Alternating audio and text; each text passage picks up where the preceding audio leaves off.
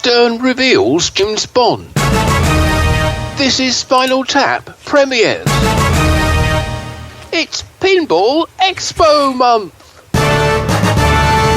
Hi, my name is Jonathan Houston. I'm the editor of Pinball Magazine, and joined by... Hi, I'm Martin Ayer, and I'm the editor of Pinball News, and together with Jonathan, we're going to look back at all the excitement that took place in the pinball world in the month of September 2022, which has just finished, and it was a packed month, wasn't it? It was absolutely a packed month, yeah, with a lot of chaos, I would say.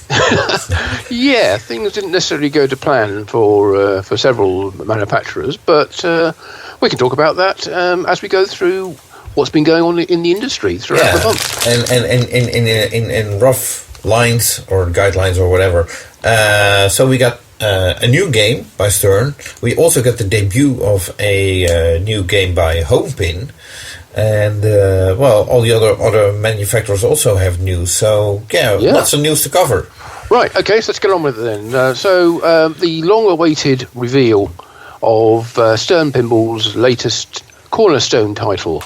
That's the one which is sort of one of the standard ones they normally will produce 3 times a year. Right. 007. 007, yes. Yes. James Bond himself. No. 007, not James Bond. Is it not James Bond? It's not. It's a James Bond themed pinball, but it's called 007. There's nowhere that you can read James Bond on the translite or the cabinet anywhere.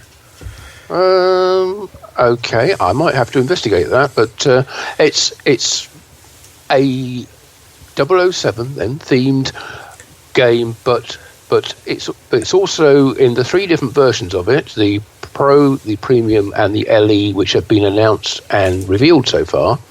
Each one of those is themed around a different Sean Connery era James Bond film. Right. Is that right? Yes, absolutely. Okay, good. Okay, so we have Dr. No, which is the Pro level game. Right. We have You Only Live Twice. Or You Only Launch Twice. Yes. Yeah. We only played twice, maybe. Which is the Premium. Right. And then we have is it Thunderball? Yes. Is the limited edition version. Right. Okay, of which there will be 1,000. But that's not all, as I like to say. There's a fourth version of James Bond coming out, but that will be a different game, designed by Keith Elwin. It's the 60th anniversary edition, and that game has yet to be revealed. Although, interestingly, 007.com website actually already put an image of that game up there, which was immediately removed, of course, but could easily be... it was already captured by other people, and you can still find it with Google as well. This is an exterior shot of the cabinet and the translite. It's a single level Keith Elwin design, and apparently it contains all actors that played James Bond, all 6 actors. Yes indeed. You can see that on the back glass / translite image. But we'll report more on that when it's actually launched properly, and we can talk about it in some depth. No, if we're talking about this 007 game, I suppose you're the expert at this moment, because you played it on multiple occasions in London the past couple of weeks, where the game debuted on various events. Can you tell us more about that? Yeah, let's talk about the process by which this game came to be revealed.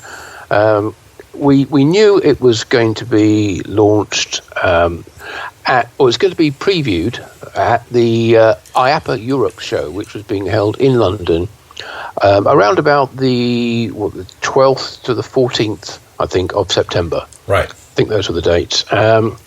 Which would have been great for me, except I was away on holiday at that time, so I wouldn't have been able to go. But I did have somebody there who was going to be able to take pictures of the game. Unfortunately, the day before, while they were setting up, somebody else took pictures, and despite promising not to share them, did share them, and they shared them with people who then shared them with other people, and those pictures leaked out. Now, there's what happens next is subject to some uncertainty, but Stern put out a press release, saying that they were not going to be launching the game at the show. Now, the background to this is that a few days before, the death was announced of Queen Elizabeth II, right? And there was a kind of moratorium on celebrations or launches of things in the UK around about that time. Now, Stern said with respect the honour the memory of Queen Elizabeth, they weren't going to be launching that, and they were going to delay it for basically about a week or 10 days. That's the official reading. That is the official, yeah. Now, there were all kinds of rumours floating around that it wasn't Stern's decision, that it was actually the licensor's decision to do that. The 007/James Bond licensor had decided they didn't want any new products launched during that time period, or whether the game wasn't ready to be launched as well. But whatever it was, the games... I heard a different take. I heard the game contained assets that were not allowed to be shown. Well, I'd say that falls into the not ready to be shown. Yes. It's okay, so it clarifies it a little bit better. Yeah, absolutely. That's a possibility as well. But these two, there was a pro and a premium game that had been set up on the stand of Stern's distributor in the UK on the Monday before the show opened on the Tuesday. These leaked pictures came out. Stern said they weren't going to be launching the game. Those pictures obviously went around the internet everywhere. I think you had... do you have them on the Pinball Magazine website? Not sure whether I have those there. I think I do, yes. Yeah. Okay.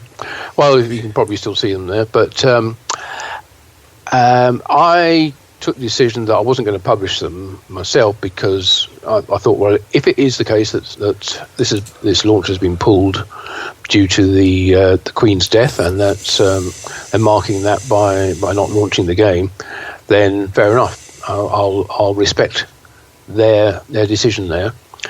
Being based in the UK, it seemed the right thing to do. But if they did actually then reveal the game at the show the next day, then I'd certainly show the pictures of the game.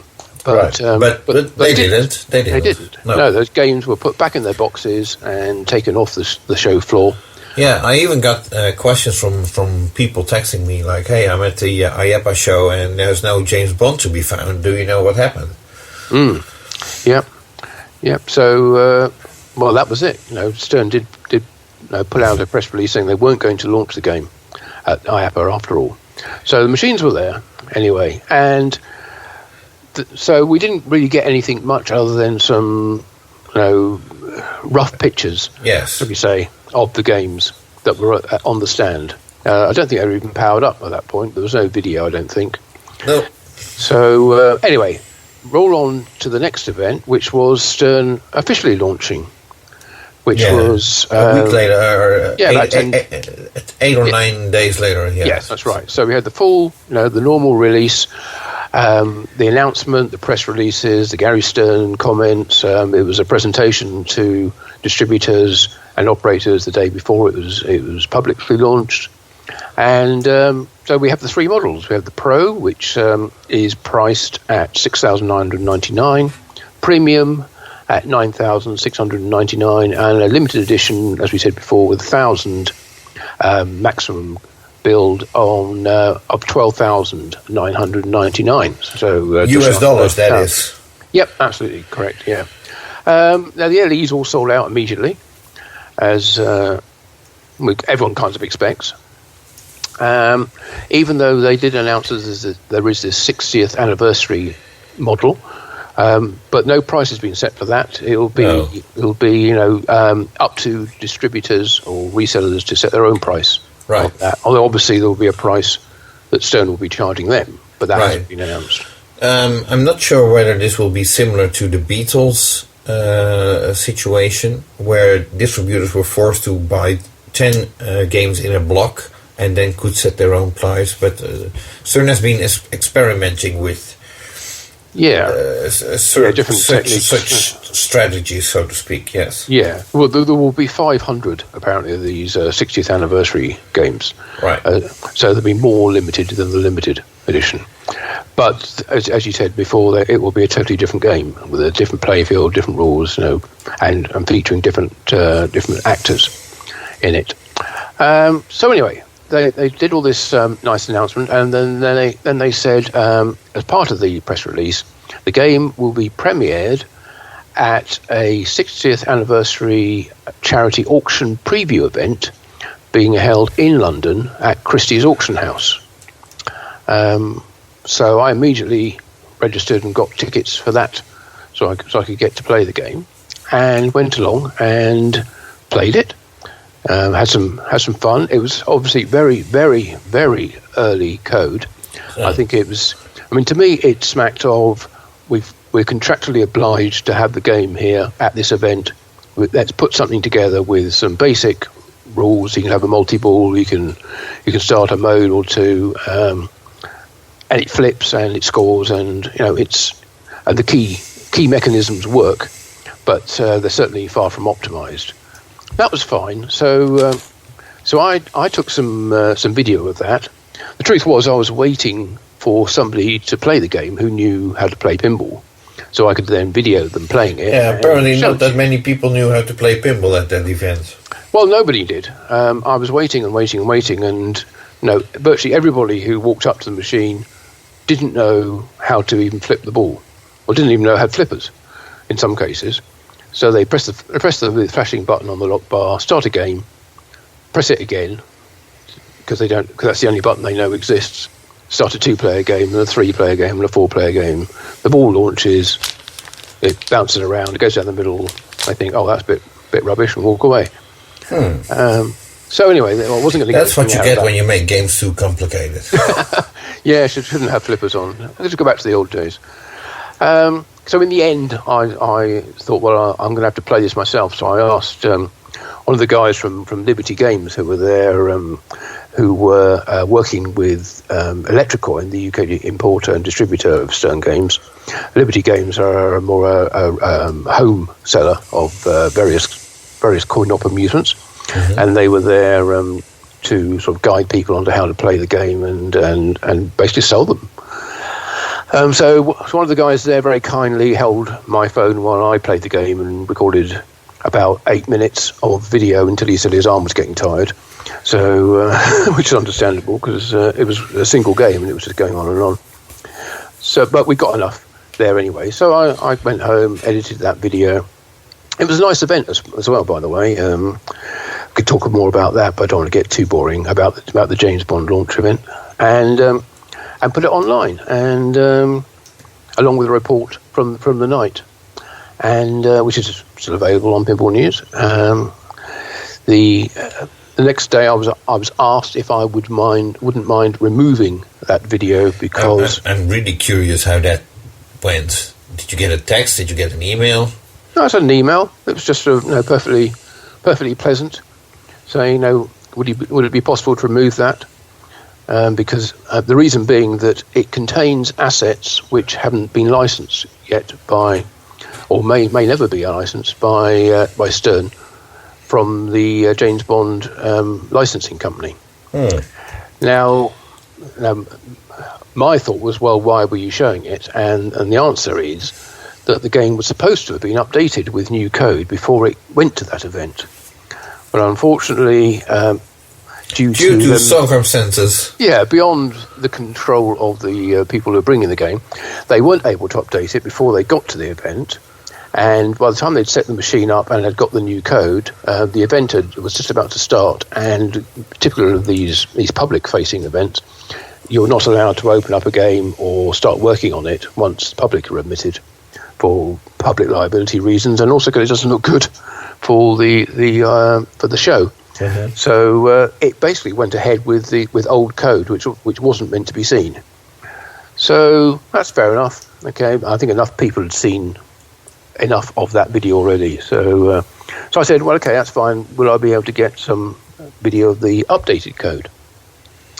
So yeah, as it turned out, the machines after that event, after they were taken back, were updated and were going off to the British Film Institute for last weekend's James Bond celebrations. In between that point, I was able to get about 3 hours of playing that game, and videoed some more stuff, which I then edited together, and then I checked with Stern to make sure they were okay with it, and they said yes, no problem, you can put that up. So I did, and you can find that on pinballnews.com. Yes, including more pictures of the game in better lighting conditions than I was able to get either at the show or I think some of them are even better than the ones which Stern put out as well. So that was it was nice to be able to get some time on it. But again, it's still very, very early code, and I don't think anything. I've seen the video. You may hope that this is early code because I think there's only the theme music in there. Yes. No. Well, there is some other music for one of the only Q branch mode in there, which is Q's Ring. Right. That has a different music track to it as well, and some quotes from the movies. Yeah. The movie in which it was featured. Yeah. Which is a bit about the slot machine. Yeah, the slot machine scene where Q is winning all the jackpots. Yes, that's right. There does seem to be quite a lot of sort of gambling-based stuff in there. There's like the match sequence is a roulette wheel, which I don't know if there's any. I don't know. Yeah, in the match scene, I've seen that. And, there is also the high stakes poker where Bond is throws a couple of cards onto the table to declare his hand, and that's the mystery award. Those two cards contain. Well, one of them will contain, like the whole bonus or bonus multiplier or start multi-ball or whatever. Yeah. Well, speaking of start multi-ball, I think in that video of yours, I think you're 20 seconds in and you're already in multi-ball. That's not something that I would. No. Well, let's put it like this. I hope that code-wise they will figure out that it's absolutely not rewarding to get into multi-ball 20 seconds after you plunge a ball. Yeah, that certainly was different on the newer code. It wasn't like that in the original code. In the first version, you had to shoot up the left orbit at least 3 times, each one to lock a ball. And then the third time it was 3 times it didn't lock a ball, it built up towards multi-ball. And then eventually the fourth shot would go up and it would get stopped at the jetpack toy, which would, then it would start jetpack multi-ball. So it certainly wasn't that easy to get. And given what I was saying about the standard of people who were playing the game, I think there was zero chance of any of them ever starting that. So if they changed it so that you make one shot and you get to see some multi-ball action, then that's not a bad thing for that kind of show where people don't know how to do anything. Yeah, but for anybody playing pinball longer than a day or two, I mean it's a single shot to start multi-ball basically on that. But I say it's unless you are in any way capable of flipping the ball in a sensible way, then you wouldn't see that. Right. Okay. Well, Stern does have a history with giving away multi-balls on their games if you didn't get to it by game 3. So, and I never approved of that either, because I think either you have to earn it or there's no point in giving everybody a pity multi-ball, so to speak. Yeah, that was sort of back in the Sega days, wasn't it? Sega. Yeah, but even on Stern games as well. But okay, code-wise, the game is likely to improve. How about assets from the various movies? Because there's a rumor floating around that there are not that many assets available. Well, I think by limiting it to a single movie, they then can sort of do it quite immersively. But there were certainly custom call-outs in the latest code using I don't know who the voice actor was, but it sounded a bit cliched to me. It's like, oh, jolly good 007. Oh, bravo 007. It's like, okay, yeah. sounds a bit like how the old Q sounded in those movies. Yeah, Desmond Llewellyn. Yeah. Well, he was a bit more grow up, 007. Yes, that's right. Yes, yes. He would tend to look down on Bond's antics rather than congratulate him. But it's an early. As I say, I don't think we should read too much into it. The point of the videos really was so you can see the shots, see what combos you can make. Okay. So shot-wise, what do you think? I liked it. It was a nice mix of tough shots and some nice easy shots as well. The right ramp, which feeds back to the right inlay, that's a nice easy shot. The drop targets in the middle, that's one of the things which you see on the video is quite a lot of shots up to those drop targets. And it kind of looks like you're sort of missing or you're bricking the shot, but in fact you are knocking down the drop targets and building up towards multi-ball. And it has a secondary feature as well, which I like, is that once the drop targets are down, you can shoot the balls through them, and not only does it then hit the Bird 1 rocket to build up that feature, there's an array of drop target or stand-up targets, I should say, behind that, which also builds up to spell Spectre, which starts another feature, and there is a one-way gate in addition to that, which basically allows the ball to go past the drop target and then roll back and stage it nicely for the upper flipper to do some of the side shots, either up the ramp or the inner orbit shot. So that's actually quite a nice way of getting the ball to the upper flipper in a slow way, so the ball's not flying past the flipper and you can actually time your shot a bit better. Okay. So yeah, I think it's got some nice features in it. But it is very at the moment, because of the code and the state that it's in, it feels a bit dead. You can kind of make shots and not much happens. Right. Or you don't get any sound effects or any progression or anything very much. So there's a huge amount to go on that. So I'd say, please don't look at that video and say, oh, the code's rubbish, or the sounds, or it plays the same music over and over, because it won't. There's a long way to go. Well, there's a long way to go. There's also quite a long way for Stern to go until they actually take the game into production, because they won't start production until November. Yeah, surprising that.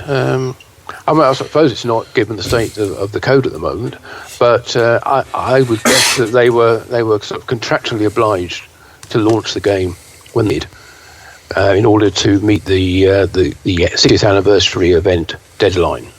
So it could appear at both Christie's auction preview and at the BFI screening this last weekend, which they've done. So now I suppose there's talk about it. Those machines are now going to another show, possibly in Italy.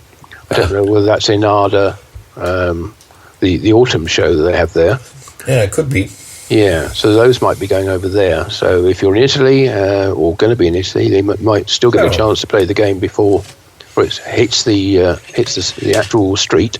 I got invites for that show. Yeah, quite often it seems to be around the same sort of time as Pinball Expo, which makes it difficult to get to. But exactly, that's the reason why. Yeah, I remember. And in this case, there's a UK show at the same time as Expo, the autumn coin-op show. So I guess it's probably not the same time as in Arda. But anyway, keep an eye out for that, because it may turn up there. It may have newer code on, and you might get see some newer assets in the game. Right. But so anyway, that was my fun time with the 007 games. Yeah. So many people probably envy you for being able to already flip it, as many are very curious to see to find out themselves how it flips, and whether they like the game or whether they like the game that they bought already.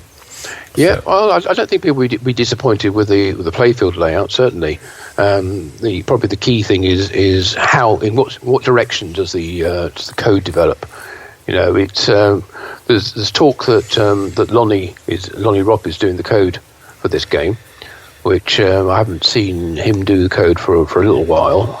But his games tend to be more simple as far as the rules go, or more understandable, perhaps. Well, that's a good thing. Well, yes, absolutely. But there was certainly when I was looking at it, there were aspects of the rules which looked familiar, should I say, from previous Lonnie games, which I normally find.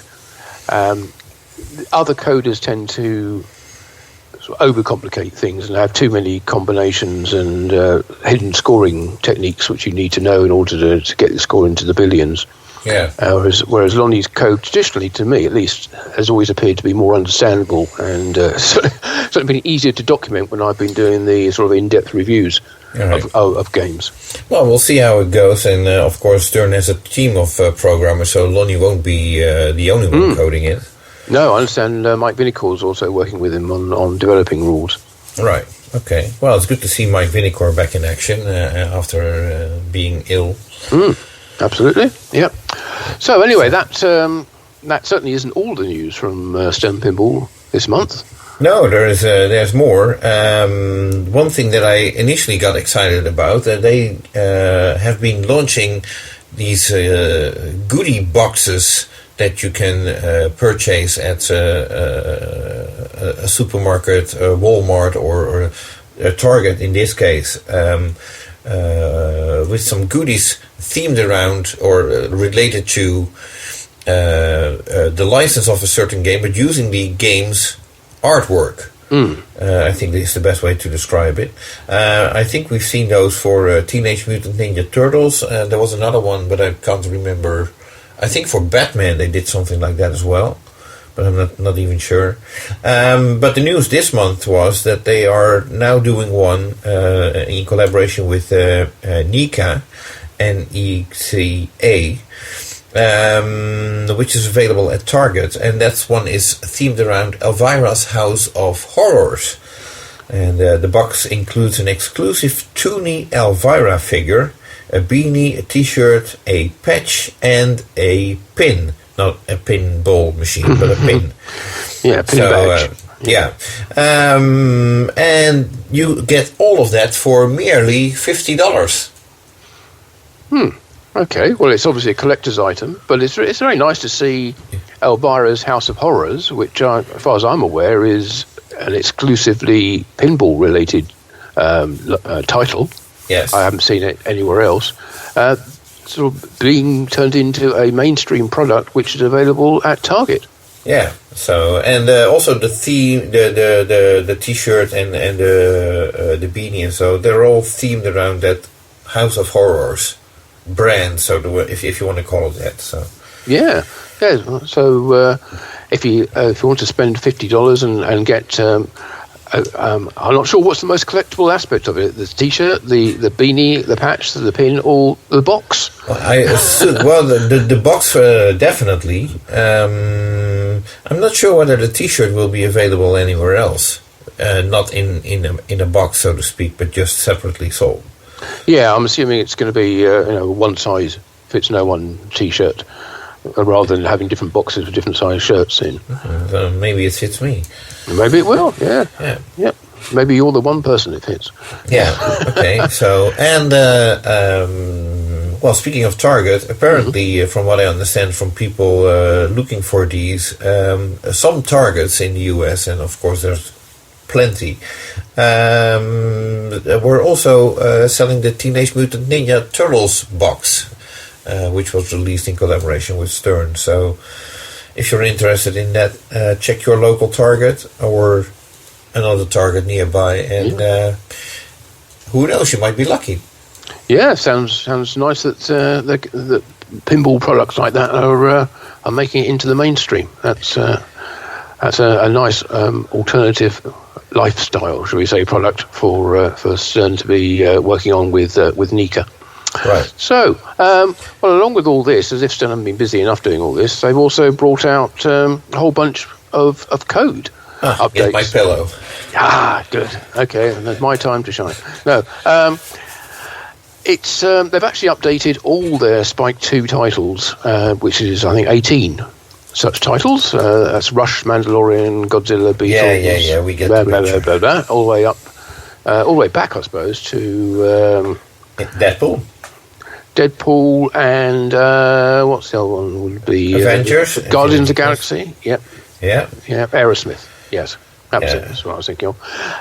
So they've done some sort of core updates to the operating system to bring them all into line, so they're all doing the same kind of core operations as far as the operating system goes. It's also sort of ties in with the Insider connected system as well. So I think recently they had a potential game reset issue, which they are squashing in this latest update for all those 18 titles. Some changes to how the games connect with Wi-Fi. More information really about the signal strength as well. It'll warn you if the Wi-Fi signal strength is insufficient to connect. They've added the ability to do the new home team feature if the machine is set on coin play. Previously it was free play only, but now it can be operated as well. Although, interestingly, they say that home team is not available for machines registered to a pro account operating in a commercial environment. So if you registered your game as an operator, then you won't be able to do that, which seems a bit odd. They've also, this is a new feature, which is actually a very old feature, I think, that was available on Williams games. I certainly know that, which was after a certain amount of time, if there's any sort of fractional credits, if you're using coins and you put in like half a credit, but haven't got enough coins to get a full credit, after a while that fraction will get wiped. The whole number of credits never gets wiped, but if like the half a credit will be taken out of the system after a certain amount of time. And the final one, I think, is that they've actually changed the Insider Connected software update default to install updates automatically. Okay. So obviously keen to get Insider Connected stuff as up to date and keep it as up to date as possible to get all the latest achievements without even bothering you to ask. Right. Okay. Well, thank you for that. Okay. It's, while code is easy to update, that doesn't go for hardware, I suppose. And no. There's a rumor going around that the rumors? We don't do rumors. Oh, okay. Well, all right. Okay. All right. We don't do rumors, but okay. So these updates that you just mentioned were for Spike 2 games, but prior to Spike 2 there was Spike 1, and apparently those boards are basically, when they're at their end of life, there's no replacement parts available. So you're screwed if you have Game of Thrones or Ghostbusters or Kiss or WrestleMania or really big juicy melons or Pabst or Primus or Spider-Man Home or Supreme. Because if there's, let's put it like this. There might not be a replacement board available now, but knowing the pinball market, somebody will come up with something to replace boards that are no longer available. It might take some time. You'd expect so, yes.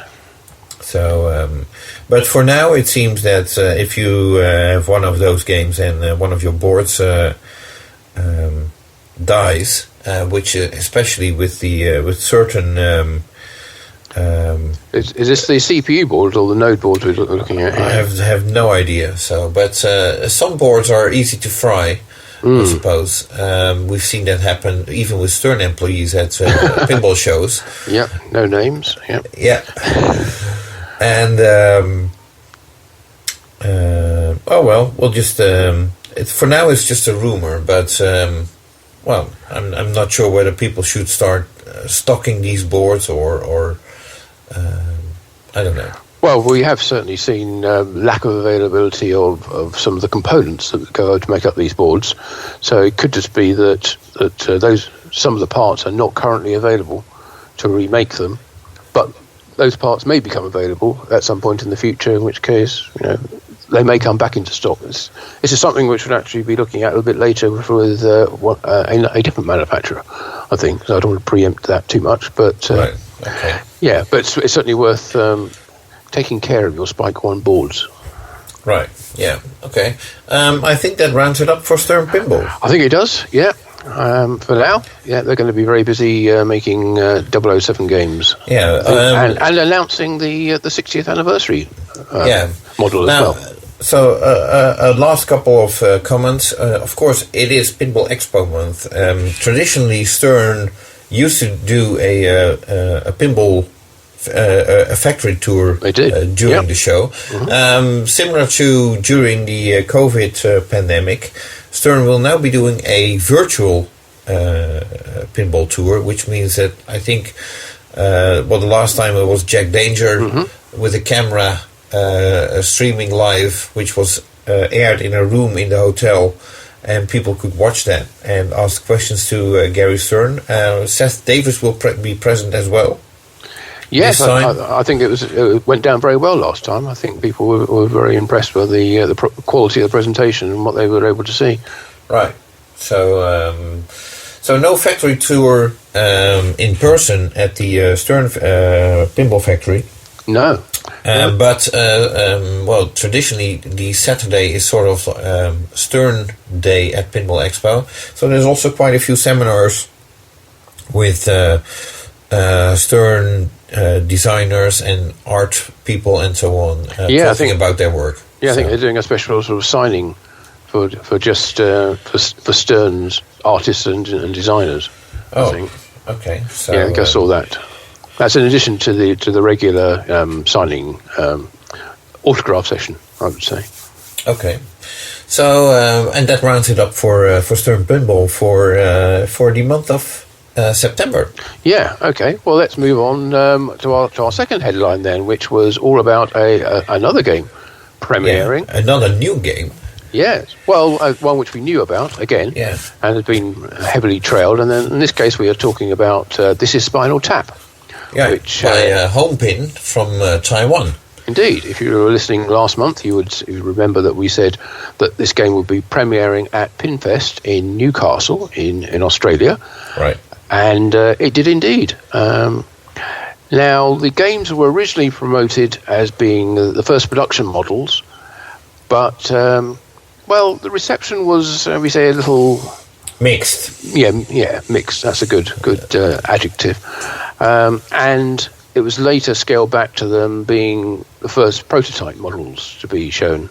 Yeah, which basically means that people were making lots of suggestions of what could improve on the game. Notes were taken, and where possible, suggestions will be implemented.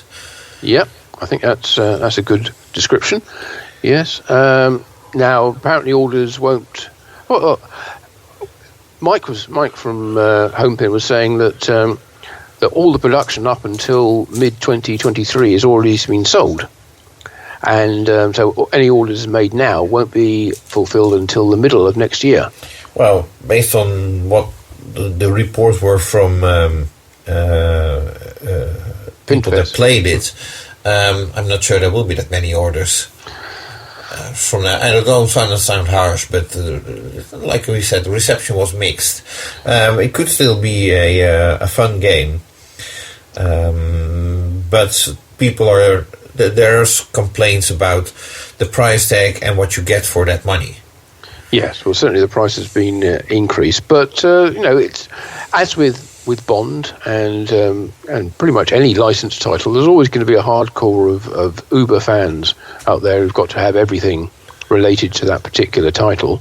So I wouldn't be surprised if he's already got 100 orders for Spinal Tap Pinball from people who don't even know what it looks like or hardly know what a pinball is. I'd be surprised because at this moment, even the Spinal Tap diehard fans don't even know this pinball exists. He hasn't done that much of promotion for it because he the company feels that promotion should be done by distributors and they are just a factory. True, but as we know, it's very hard to keep a secret on the internet, and once news is out about there being a Spinal Tap pinball, they'll spread to all the relevant forums, I'm sure. Right.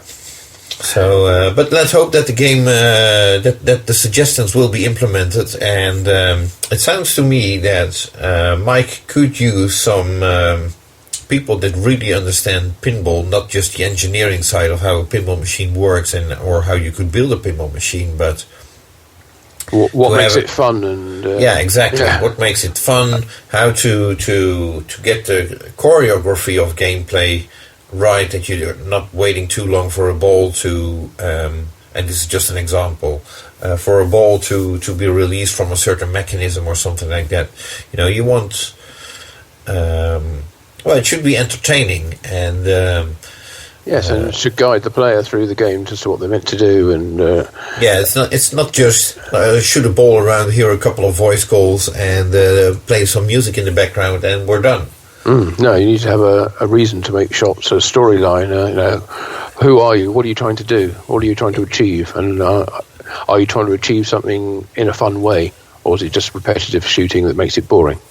Right. So, well, best of luck to Mike and the rest of Team Homepin implementing the suggested improvements of the game. I hope they can be implemented easily. And, they were set up at the Pinfest show in Newcastle, as I say, and on one side of them was the Stern distributor, and on the other side was Haggis Pinball. Right.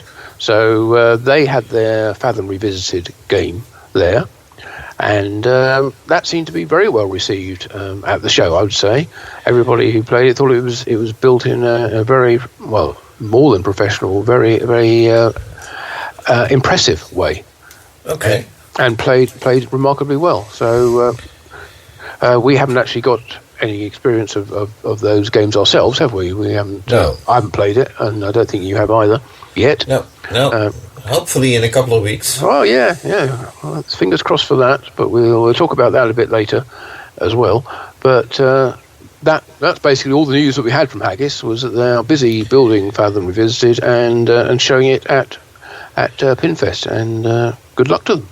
Yeah, exactly. So now, where do you want to go next?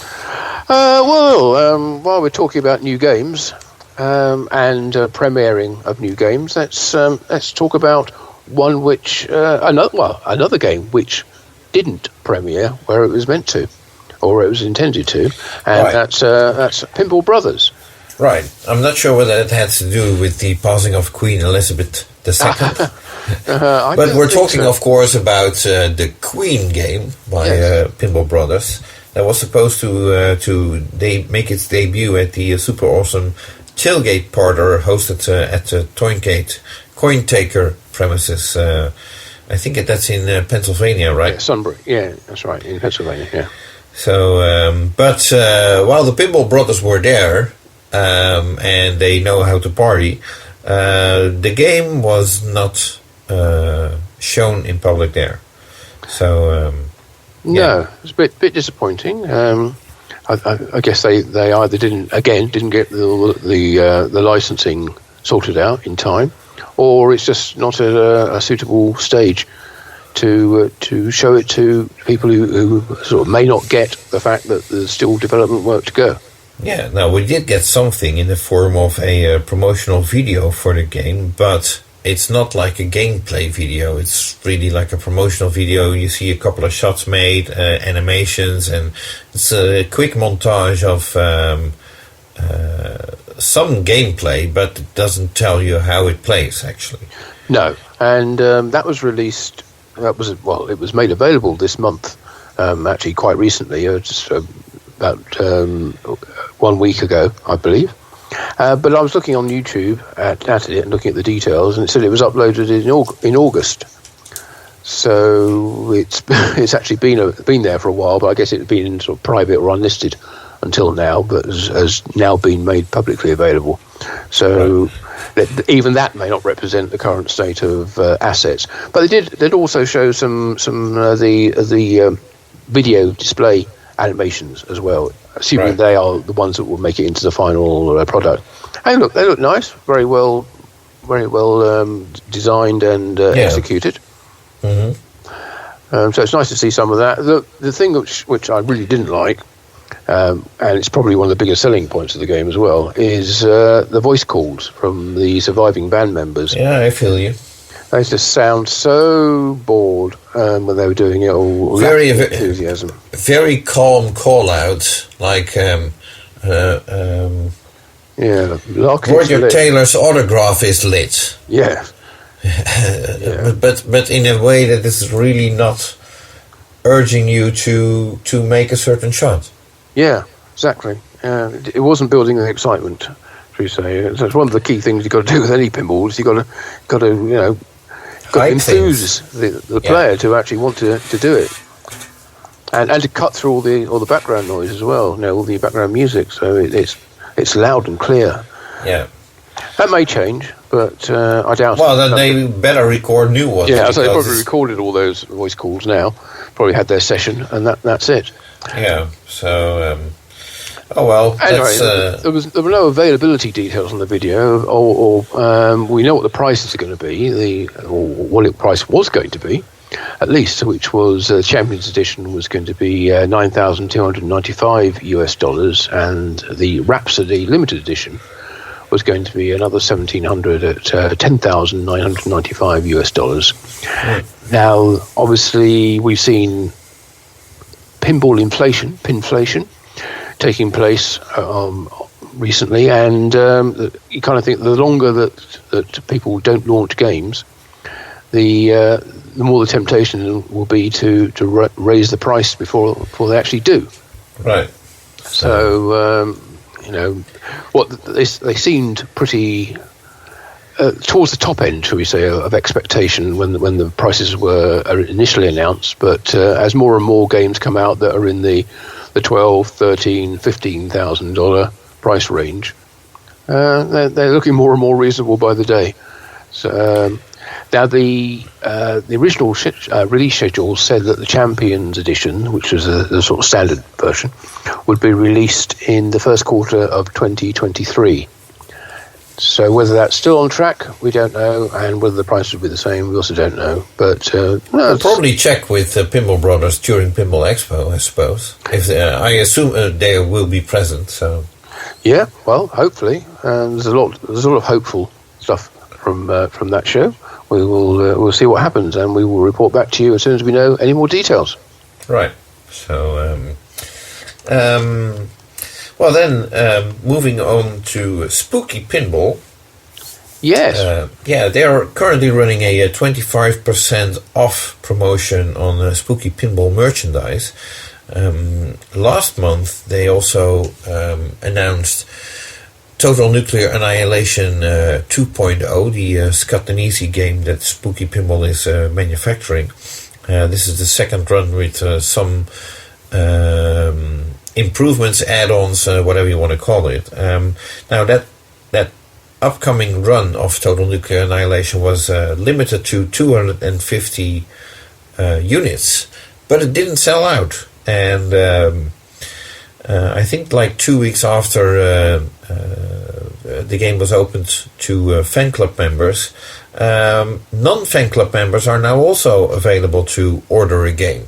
Still not through distributors, you have to order it directly with Spooky, but you don't have to purchase a fan club membership. Not sure whether that was holding back a lot of people, but let's just mention it anyway. And Scott Denisi showed on his social media that he's working on a sort of jukebox mode, which will allow the game to play at least the Scott Denisi music that's in the game, and possibly even more music as well, so you can use it as a jukebox in your game room or something like that. Mm-hmm. Nice feature. So.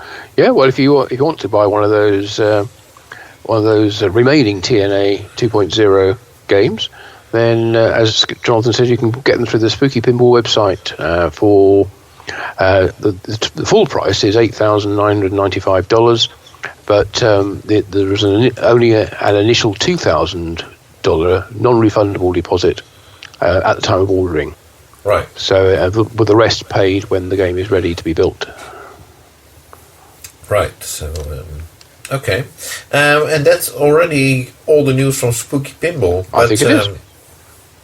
They will be at Pinball Expo present as well. I don't think they do any seminars, but No. I expect the Spooky family to be present, the Emerys. So. Yes, indeed. Yeah, they're normally there to some extent. Obviously, there's also the Pinball Life. They have the Pinball Olympics, is it? They hold. They are holding that. Yes. I saw some people bought tickets for that, and with the transportation and so on. That's right.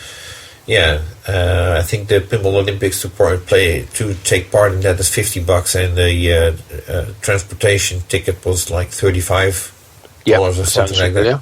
Yeah, so that's taking place around the same time as Expo is this month, but we'll come back to that a little bit later.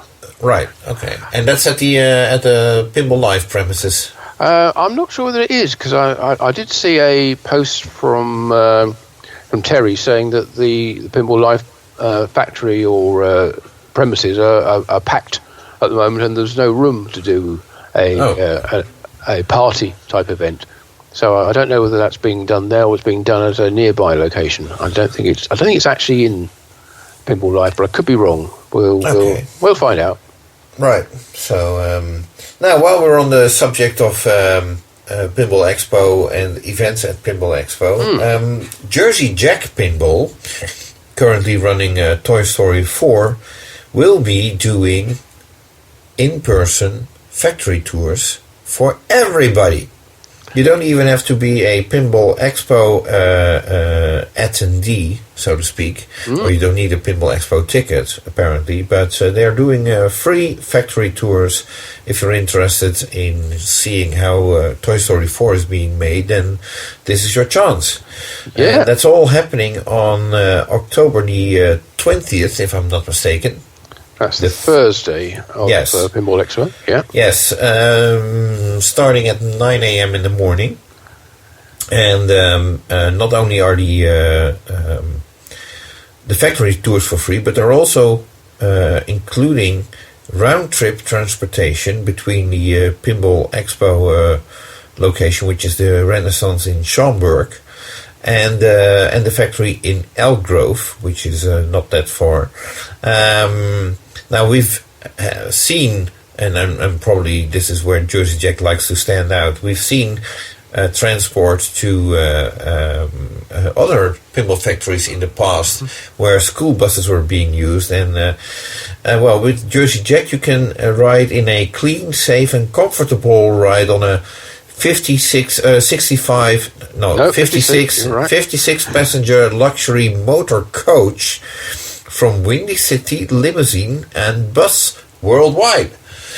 So who knows where they might take you next. But so there's going to be luxury buses, I suppose, that will take you there instead of school buses, which is a nice touch, I suppose. Yeah, a little bit of comfort on that journey. Yeah, and upon arrival at Jersey Jack Pinball, you will be introduced to a JJP team member who will walk you through the factory and show you how they make the best pinball machines in the world. That is, if you have to believe their promo. So, and at the conclusion of the tour, you will have the opportunity for pictures and a meet and greet with several team members before boarding your bus for the return trip to Pinball Expo. Oh, well, it's a bus for the return trip. It's a luxury motor coach on the way out. Oh. So you have to go and stand at the bus stop and get your bus back. Right. So I did text Jack because I was wondering whether Pat Lawler will be one of the team members at this factory tour, and I haven't had any response. I don't think that Jack has read my text yet, so no wonder he didn't respond. But that was one of the things that... That's a good question. Yeah, absolutely. Now, I may have some interesting information regarding Pat Lawler. I think it was Jack who... a couple of months ago, when we were talking to him in an episode of this PINcast, that he said that Pat Lawler never officially indicated that he retired from pinball. That's right. He was taking some time off. time away from the factory. That's exactly the words that I received from Pat Lawler himself. I had a small email correspondence with him where he basically said that he is taking some time off from pinball, so I'm wondering whether he is either pausing that for the factory tour or even Pinball Expo for that matter, because it would be nice to have Pat at Pinball Expo. Of course, yes. He's done some amazing seminars in the past as well. Oh yeah, Pat Lawler show, pure gold. Yes. Yeah, well, in fact, probably. I think we agree that his last seminar to date was probably his best. Yeah, the one at Expo last year. Yes, absolutely. Those were really great stories that he told. Yeah, which not answering the same questions that gets asked, all the time about what's your favourite game, what features would you like to put in a game, what kind of stuff. Yeah, what does the red button stand for? and so on. No, it was very good. So it'd be nice to have him back this year.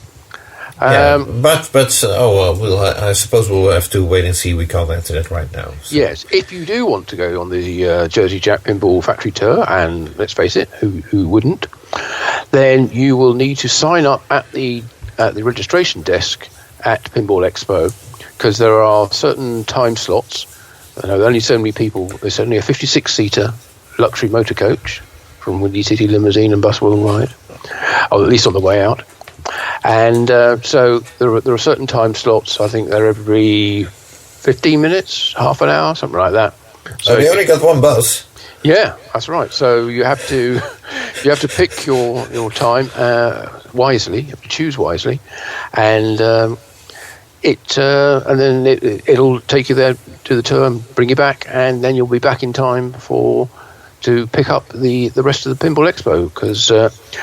I'm wondering how I'm going to be able to go there, to be honest, at the moment, because if I'm working on the seminars and helping set things up for them, then all this happens during the setup and as the seminars start. We'll visit Jersey Jack probably ahead of. We will try and do that. Yes.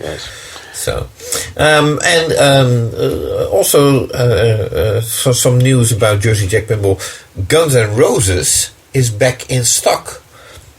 At Jersey Jack or at distributors? No, back in stock with Jersey Jack. Not that long ago, they announced that the game was being, that they were working. I wouldn't say final run, but that the game was, that they would stop making the game. Finishing production of it. Finishing production. That's I couldn't find the word. Thank you very much. Okay.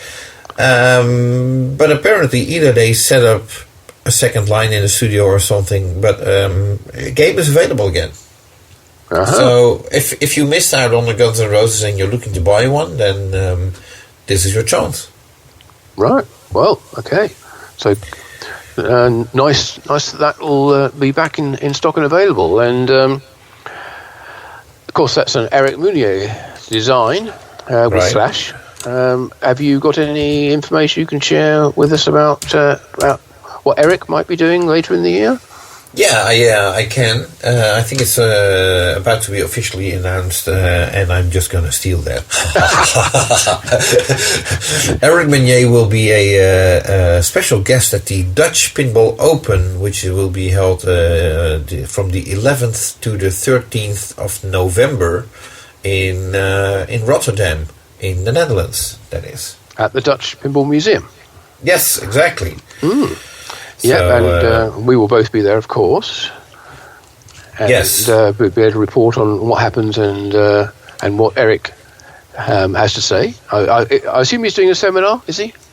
Absolutely, definitely. Okay, that's great. Okay, so if you can possibly get to that, I thoroughly recommend it. Eric's always very, very good value in his talks and presentations. So you can find out a lot more inside detail about Guns N' Roses and I'm sure his earlier game as well. Pirates of the Caribbean. Yeah, exactly. Yeah. And might even tell you about an upcoming title. Ooh, who knows? So and we're still working. I have been asked to invite certain special guests. We're still talking to one, but they can't confirm yet whether this person will be present because we haven't nailed down the flight details yet. So we have a pinball artist who is willing to come over, but we're not sure whether whether it will happen. So we're looking at more than one special guest, but I can't at this point disclose who we're talking to. No, jolly good. Well, if you do come over, hopefully Jonathan and I will be doing our So You Think You Know Pinball free prize quiz at the Dutch Pinball Open Expo. Yeah. And we've been asked to do multiple rounds of the quiz in various time slots, so more chance for everybody to win, I suppose. Yes, we should mention about the time slots that there is a limited capacity in the building, so you'll need to pick the time at which you wish to attend the show. It's been like the Jersey Jack Pinball Factory Tour. Yeah, but it's I think it's all explained on the website for the Dutch Pinball Open. Just Google that, and you'll probably find out everything you want to know if you're interested and able to attend. So yep, okay, we hope to see you there. So we're talking about Guns N' Roses, or you were just talking about Guns N' Roses being back in stock and available. Just not too far away, we have Chicago Gaming, and they're also about to start shipping games. Yes, game. The long-awaited limited edition games of Cactus Canyon Remake have been. Distributors have been told that they would start shipping in 1 to 2 weeks, and that was a couple of days ago. So that should be very soon. Apparently, parts for the topper were either difficult to get or other parts that hasn't been specified, but. Those are ready to ship. So if you have a limited edition Cactus Canyon Remake on order, then hopefully you'll get yours soon. Now, we don't do rumors, but there is... Oh, should I stop? No, carry on, because we want to see what the rumor is that we don't do. Oh, right. So, there's a rumor going around, actually already for a couple of years. I think we addressed it in previous episodes, but I wouldn't remember which ones. But because it's been such a stubborn rumor, I would say. The rumor started with Mark Ritchie, who is a producer at Play Mechanics, which is a part of Raw Thrills. Would have designed a Pulp Fiction themed pinball machine. Mark has always denied that he did that, and he can't talk about that in public, and he doesn't. But the rumor is that Raw Thrills actually teamed up with Chicago Gaming for the production of such game, and that game is currently rumored to be on the line. At Chicago Gaming. At Chicago Gaming, and that could indicate that they have more than one line currently producing games, because obviously they're also building Cactus Canyon Remake. And it could also indicate that we might get an unannounced or unexpected reveal at Pinball Expo. So that's another good reason to be at Pinball Expo. Right, but of course everybody involved will deny that anything is happening. Oh yeah, well I mean there's no scheduled seminar, I don't think, for either Mark Ritchie or even Chicago Gaming. I don't think they have one at the moment. No. Doing a production update or anything like that. I looked at I didn't see any seminar slot scheduled for them. But you never know. There's always last-minute changes. The schedule is liable to change, and there might even be a cuckoo in the nest there lurking, who is actually one of those seminars actually turns out to be something other than what it is billed as. Ooh, Yeah.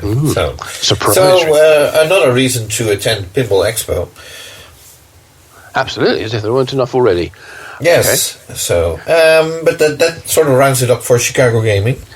Yes. Well, we were talking about what's going on or coming up in the Netherlands, but so let's go back to there.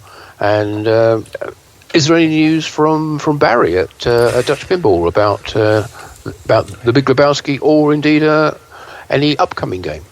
Well, as it so happens, I called Barry this afternoon and had a nice conversation with him.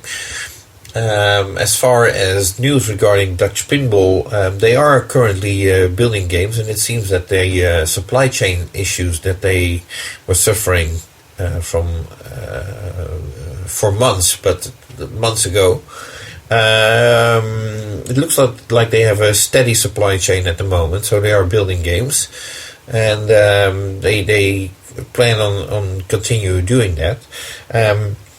Loose Flip is a pinball vlog or something like that, or a channel that does pinball videos. They visited Dutch Pinball Factory and they shot a video of a factory tour. And the first thing that I noticed is there's no employees in that video. Only Barry is to be seen and the people from Loose Flip. So I asked Barry about that, and it turns out the video was shot on a Saturday where people were basically not working. Mm-hmm. Makes sense. So sounds normal, I suppose.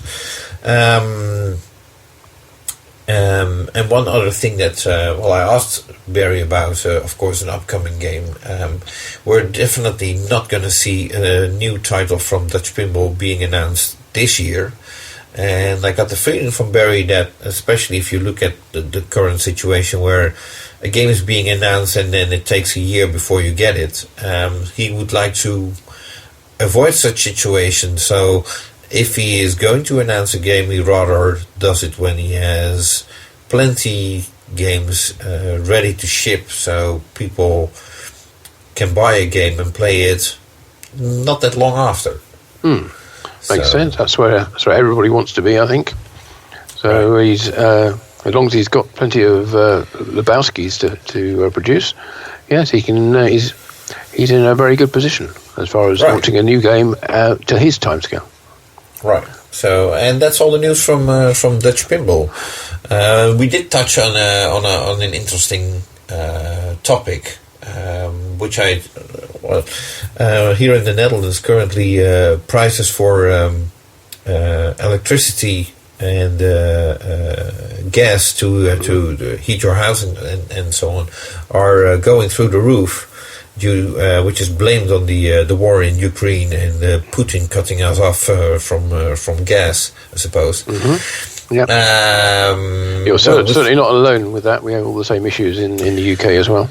So no, you were talking about pinflation earlier on, and I was wondering whether that is actually going to affect pinflation, because obviously pinball machines use electricity, and if you have a row of games and you want to have them on, you're definitely going to see a peak in your electricity bill at the end of the month. Yeah, although I have to say the newer games are far more energy efficient in that regard, with the switching power supplies and LEDs as opposed to incandescent lamps in them. So it might make people think that maybe they just turn on the games that they want to play and not turn on the entire game room or the entire range of games that they have. But it's also got to obviously impact on the cost to build parts and games as well. Right. So I'm afraid that we're not seeing the end of pinflation, because everything is getting more expensive. Yes, indeed. It's not, as I understand it, it's not such an issue in the US. It is still an issue, but it's not anywhere like the same degree. But certainly for people like Barry and for Pedretti Gaming and other companies in Europe making games, yes, the cost of the fuel to supply their factory and to heat it, with winter coming up, is going to be a significant factor, I think. Right. So anyway, buy your pinball machines while you still can afford them. Yeah, if you think they're expensive now, just you wait. Right. Anyway, so on some I don't know, I was going to say some more uplifting news, but I suppose no, we don't have any uplifting news. Yes, we have. At least one person has got a brand new machine, and that is a well-known personality with the name Weird Al Yankovic. Right. And he has got his serial number 000027. Yeah, which is a special number. It is. Yeah, it appears in the game as well. Yeah. And Jerry Stellenberg from Multimorphic delivered that game to Weird Al personally, and he posted about that with I think Weird Al's wife Suzanne, that the game is set up. I'm not sure whether he actually met Weird Al at that time. He wasn't in the picture, or maybe he took the picture. I don't know.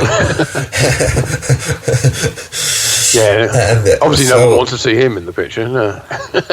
So no, he got his game. So hopefully he gets to enjoy some pinball, and that's that's good news, I suppose, from Multimorphic. But you also had some notes.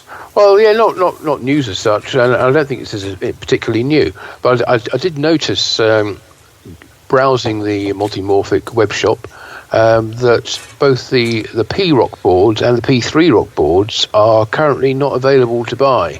They're on back order. And that kind of made me wonder, well, okay, if I can't buy any of these, what about the company or companies who are using P-Rock boards in their games?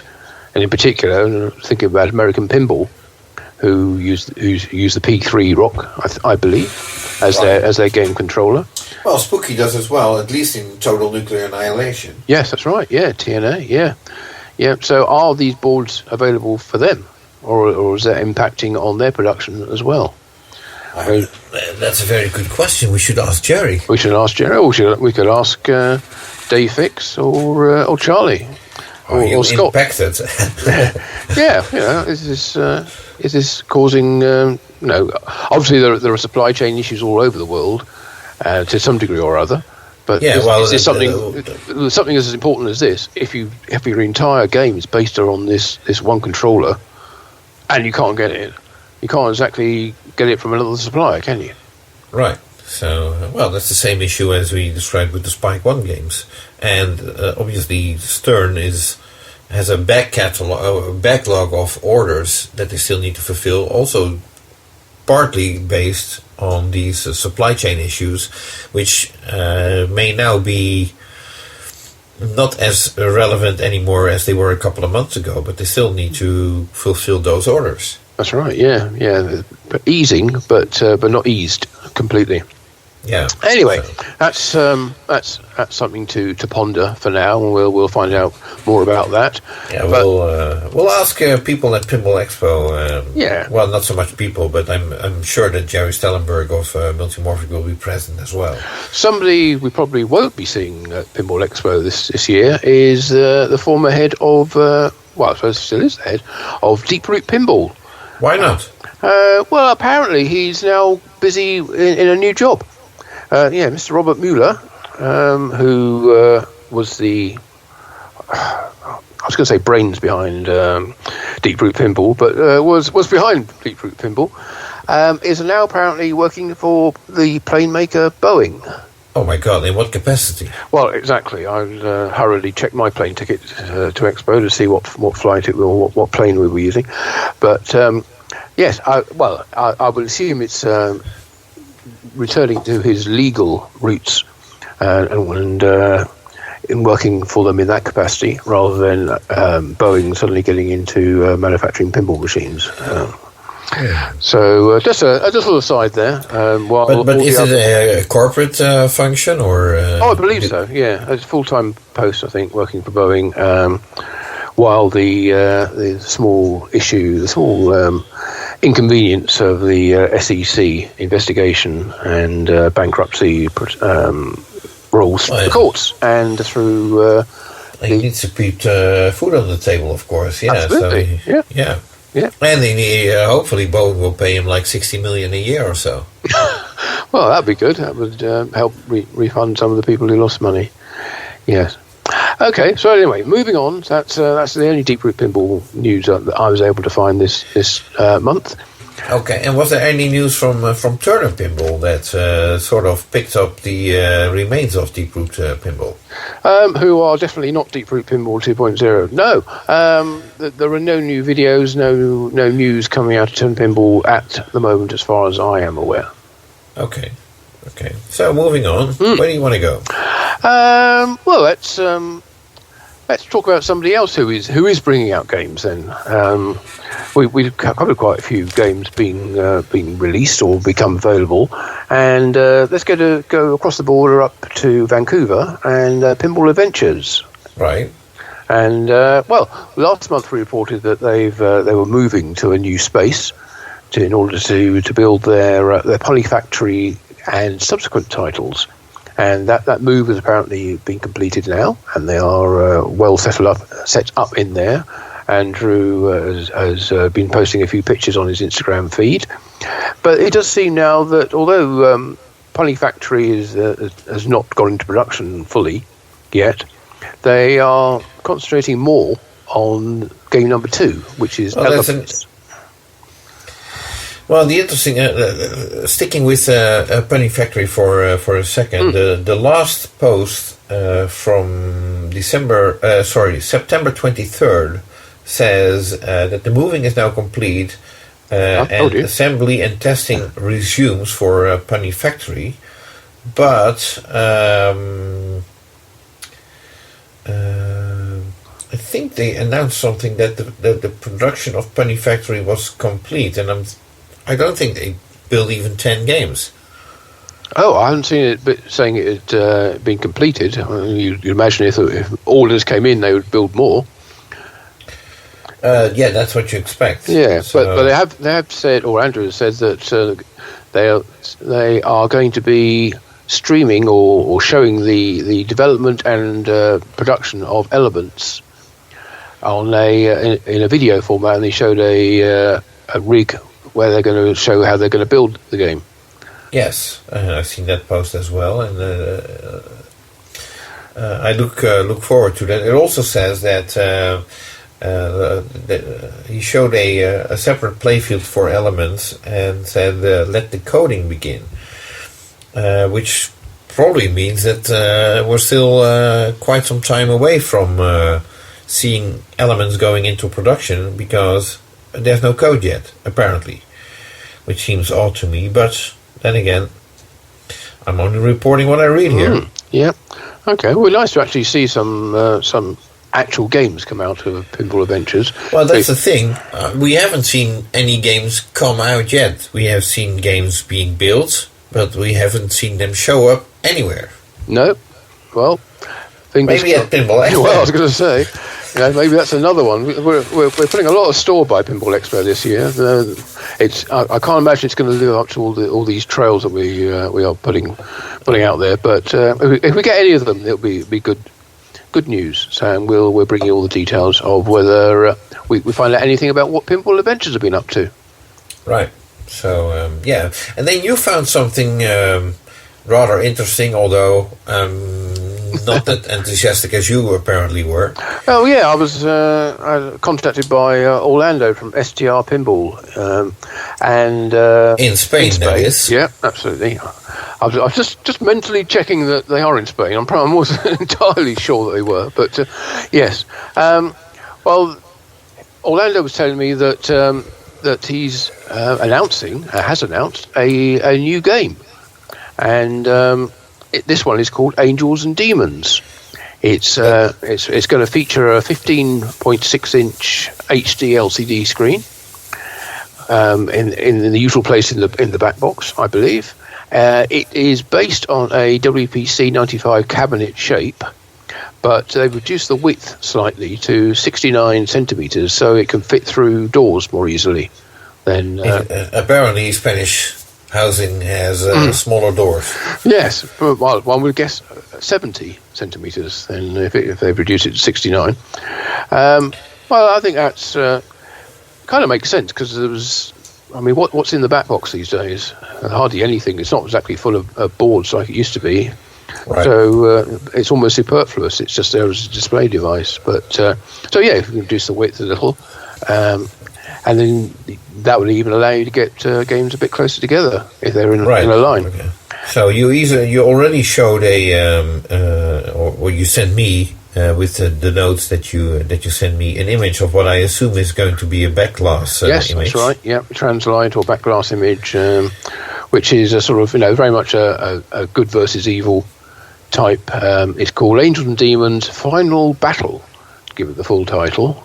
And Orlando says if all goes well, he'll finish the prototype next year. But which means he still has to start. Oh yeah, exactly. But that's not an announcement. It's an announcement of the intention to build it and what the title is going to be. And there's quite a large team working on it by all accounts. If you have a look on the angelsanddemons.strpinball.com website, then you can see more pictures of the development of the cabinet, and the people who are involved in creating this game. Yeah. I'm sorry, but I'm still sort of biased by a video that I've seen by SDR Pinball from years ago, where I suppose it's the girlfriend or wife of Orlando hosing down a pinball playfield with a garden hose, and no, it's all safe. It's the electronics are not turned on, but then again, water and wood, it's not. Well, make of that what you will, but maybe lessons have been learned. One may hope so.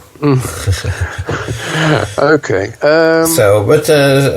While we're in Spain, or discussing a Spanish company, any news from Bitronic? Yeah, apparently, and I think I saw this on Jason's Nap Arcade site. They had a fire in August in the factory for Bitronic, which set back production of their Super Hoop pinball machine. I suppose you could easily make the joke that their production was on fire. Oh, wow. Yeah, smoking. Yeah. Well, apparently it didn't set them back too badly, though. It was almost like a month out, I think, because delivery of the game was supposed to have resumed last month. So we don't know who these machines were going to. So we don't know whether they. Well, there's a couple of distributors already announced. So. Oh yeah. Well, I got a chance to play it anyway at UK Pinfest in Daventry in August, and it seemed like a fun game with some very nice lighting effects. So good luck to them. Hope they're back and building more games. Right, now it's a small jump from Bitronic to Quetzal Pinball, who actually designed the game from them. Any news? Not that I'm aware of, no. Have you got any? No. No, okay. I can do a live check on Antonio's Instagram, see if there's anything there. Okay, while you're doing that, I will say that going across to Italy, Pedretti Gaming, who, as we know, are manufacturing games not only for Pinball Brothers, but also producing the Funhouse kits, as well as and future kits, I believe, are going to be 2.0 kits. They are still busy building and delivering the Alien Limited version. But other than that, we haven't got any other news from Pedretti Gaming in Italy. Right, okay. I checked Antonio's Instagram. His last post is from March of this year, so... Okay, I think we can safely rule out any imminent announcements there. But some place that we can bring you news about an imminent announcement is back in the US and American Pinball. Although we don't actually have any news just yet, we are expecting an announcement to be made by the company on the 5th of October. So we're recording this almost on the 3rd. Third. We're going into the 4th because it's getting up to midnight.